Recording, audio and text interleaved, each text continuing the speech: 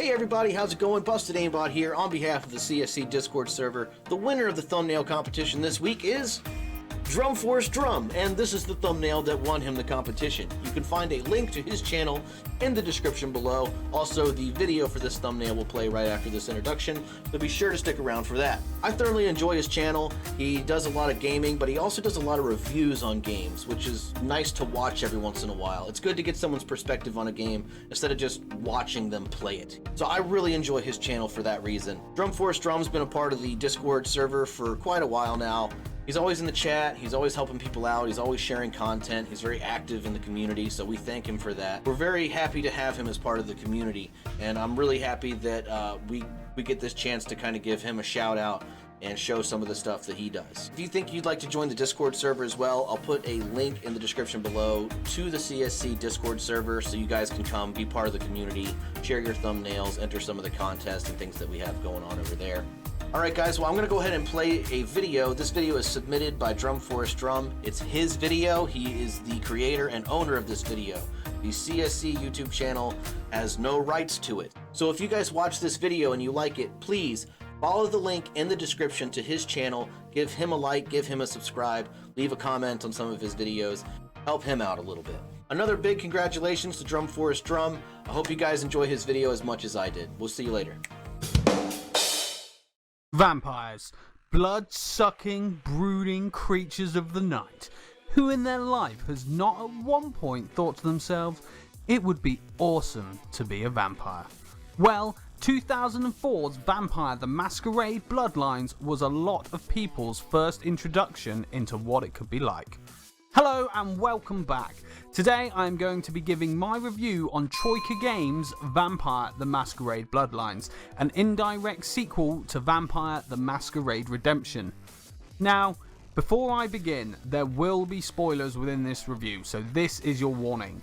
If you do not want to be spoiled, then either go play the game or watch someone play it. You can find my half a playthrough right here. I'll explain why only half as we go through this video. So, to begin with, I cannot talk about this game without first mentioning the development hell that it went through. Vampire Bloodlines started its development in November 2001. The team at Troika Games did not know whether they wanted to build a new engine for the game or whether they wanted to license out an existing one. At the time, Valve was in the process of building the Source engine, and so Troika Games ended up being the first external team to use it.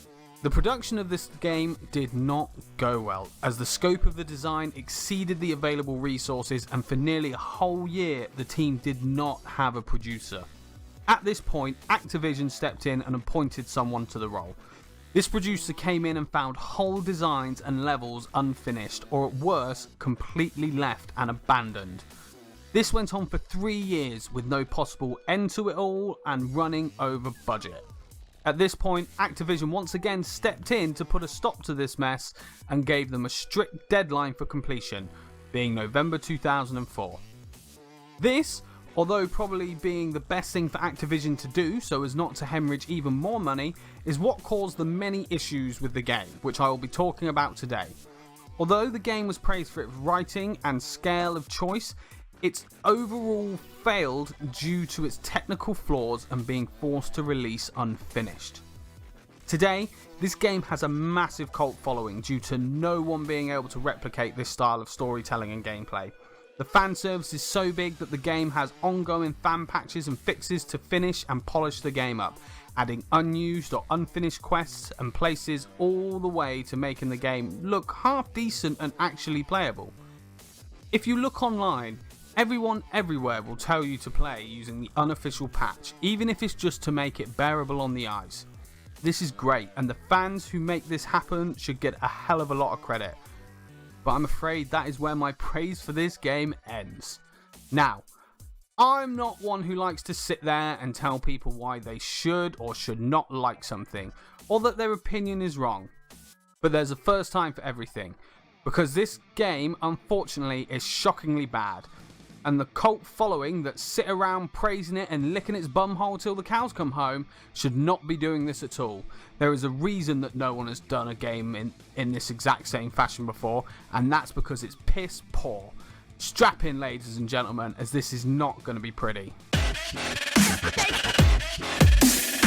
So this game centres around you, a fledgling vampire who's just been converted and have been employed by the vampire prince LaCroix.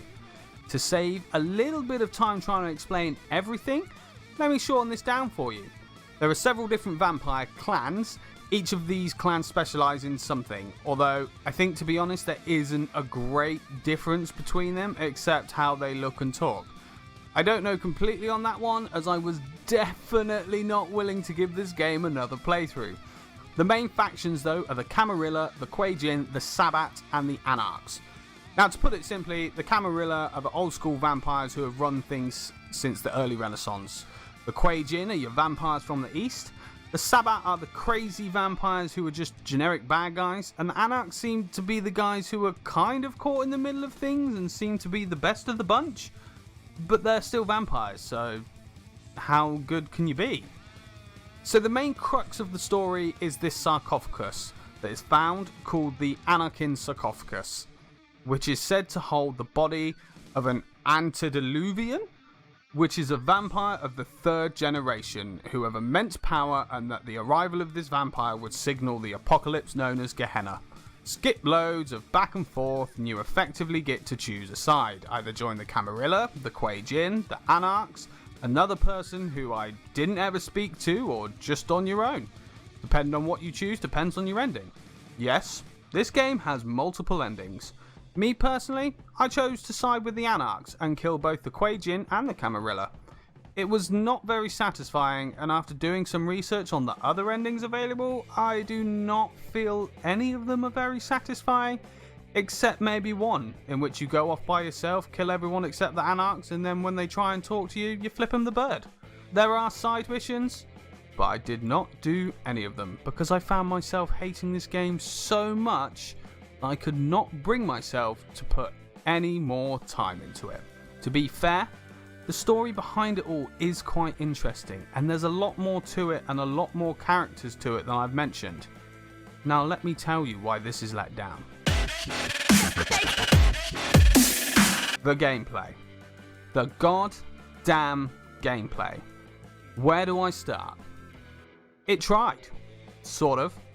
The first thing I shall talk about is the world. It tries to be immersive. There are people walking around. That's about it. Loads of buildings you cannot go in, and the buildings you can are not particularly exciting. The people who walk around have varying looks about them, but other than the homeless or the hookers, everyone walks around with the same stupid bloody walk as everyone else. There are a couple of times throughout the whole game in which I saw a couple of people fighting, but other than that, it felt so empty due to the fact that all these people were not doing anything except walking around like bloody idiots. This game tried to give the impression of an open world, and some might try to argue that it is. I argue that it is not. It is a few separate areas with very little to do in them. Now yes, I know there are side missions that can be done, but at the end of the day, it is a linear game in a world that is just sort of large and quite confusing. An open world game to me is a game in which I can sit down and go do anything I want. This game you cannot. You can do the main story, or you can do side missions. You cannot go and kill loads of people randomly, because you will either get swarmed by cops and die, or break the Masquerade and also die. Therefore, this is not an open world and should not try to be. Now, I just mentioned something called the Masquerade. This is a game mechanic in which you cannot show humans that you are a vampire, so using your powers or eating a person in plain view breaks the Masquerade. Do this 5 times and you die. A cutscene plays and you get your head chopped off. This mechanic could have been so good, but unfortunately, it's The problem you have is when you're walking around the world, you can be attacked by vampire hunters. This means you must either run or fight. Your first instinct is to fight, but use any powers, and there is a high chance you break the Masquerade. You see the problem here? And then if you start fighting back normally, you become a criminal and the cops come after you. Like, what the hell?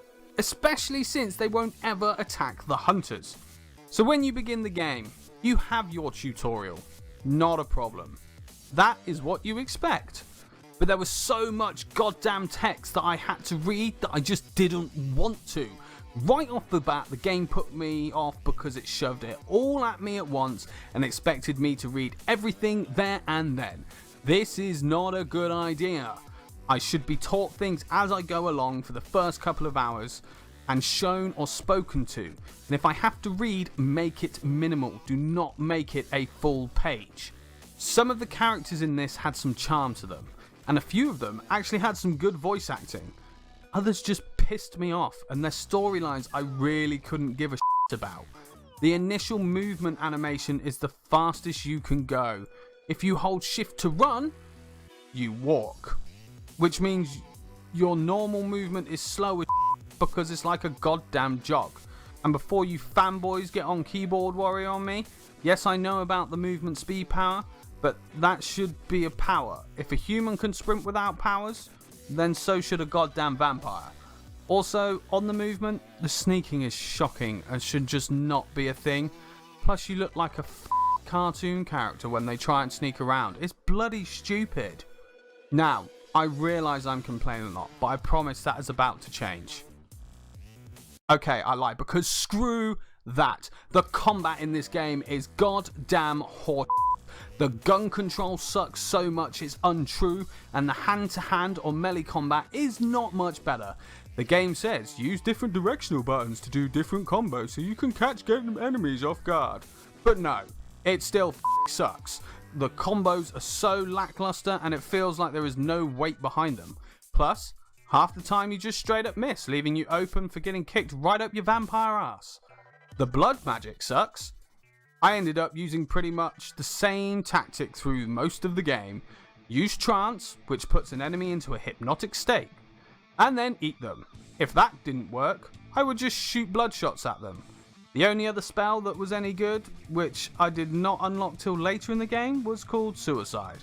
And yes, it's as on the nose as it sounds. You make someone kill themselves. Now there are different clans. I chose the clan that specialises in blood magic. From what I can tell, didn't make much of a difference. Other than a couple of skills, every clan, I believe, gets all the same spells. The difference just lies in how they look and how their stats pan out. So for example, because I was a magic type dude, I could not put more than 4 points in any physical stat. There's only 5 points per stat, so I don't think it made much of a difference. So the final point I shall raise about the gameplay is the dungeons, for lack of a better word. They go on for far too long. They just keep going and throw so many enemies at you. Normally, I would not find this much of a problem, but because the combat is so goddamn it just became so monotonous. Especially when I'm in a room, I kill an enemy, and then I literally see an enemy spawn in that exact spot again, and again, and again. There were literal infinite enemy spots in this game. Like, what the hell? Unless the enemy is a condition of a mission, killing enemies does not reward experience, so it's just wasting my goddamn time. For my final episode in this game, I recorded about 9.5 hours of footage of me trying to get through the main storyline. And because I felt the gameplay was so repetitive and uninteresting, that I managed to condense that down into an 8-minute video, which to me says a lot. So to sum up the gameplay, it's janky, uninteresting, movement sucks, the dungeons go on too long, and the combat and magic can suck a dick because they are so dull and boring. Some characters are good, and some voice actors do a really good job, but other than that, no. Just goddamn no. So, the graphics. On the basis that to play this game without it looking like the inside of a horse's mouth, you have to download the unofficial patch, this says a lot. So that being said, with that patch, it looks okay. And that's about it. It looks okay at best. Now, throughout the game, there were some bugs and glitches. Now, whether these are because of the patch, or that the patch actually stops a lot more bugs and glitches from appearing, I don't know. But they were annoying. Luckily, none of them were game breaking, but they were odd. It was just minor things though, such as getting stuck in place or not being able to move over certain bits of ground. Or the weirdest one was when I was swimming, and rather than swimming in a forward motion, I would move forward slowly, but I would be straight up as if treading water. It was very odd. Now the character designs on the other hand, I thought were pretty good. The main characters had their own distinctive look about them, and that really stood out, which really added to their individual personalities. The generic enemies, although reused a lot, still had a decent variety, especially when you head to the sewers and see this brutal looking spider human thing. The music on the other hand, I was disappointed by. The game had an original song written for it, which was great, but my biggest problem from here is that most of the other music in the game are licensed songs. The few songs actually composed for the game, other than the official song, were few and far between and repeated quite a lot. Or there's no music at all. This, to me, felt lazy. My main assumption for this is due to the issue in development, and if so, then I understand the reasoning behind it, but it does not excuse the point I'm raising. To all those who will sit there and say to me, this game is the way it is because it came out in 2004, I say to you, Halo 2, GTA San Andreas, Half-Life 2, Far Cry, Fable and Metal Gear Solid 3 Snake Eater. By the time I forced my way through this game and got to the end, I started to develop an understanding of why people love this game so much. This game had so much goddamn potential, and it's a crying shame that it came out the way it did.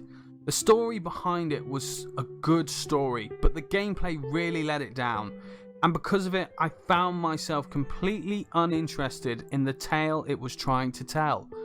I am sure you have worked out by now, I did not like this game, and I feel like this cult community that is following it should not exist. As I said at the beginning, I'm not one to tell people what they should or should not like, and that someone's opinion is wrong. But this game is bad, and to anyone who loves it, I'm sorry, but it sucks. To the fans who have done the unofficial patch, you guys are brilliant. Yes, I hate this game, but the time and effort you have obviously put into the game to finish it off because you see the potential it had is to be absolutely praised, and you are actually the greatest thing about this game. So from one tiny YouTuber whose word probably doesn't mean much to many people, I take my hat off to you.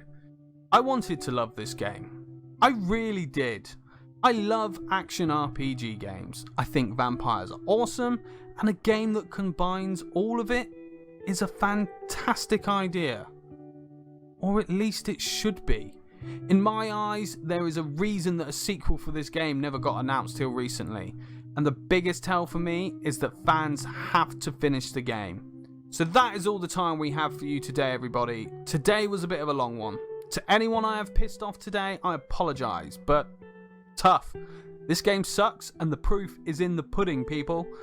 Thank you for joining me, everybody. If you have enjoyed today's episode, please do not forget to hit that subscribe button and ring that notification bell to keep up to date with all my latest uploads. Drop a like, and please, please, please let me know what you think down in the comments. Did you love this game? If you did, please tell me why, because I would love to know the other side of the coin. With that, take it easy, everybody.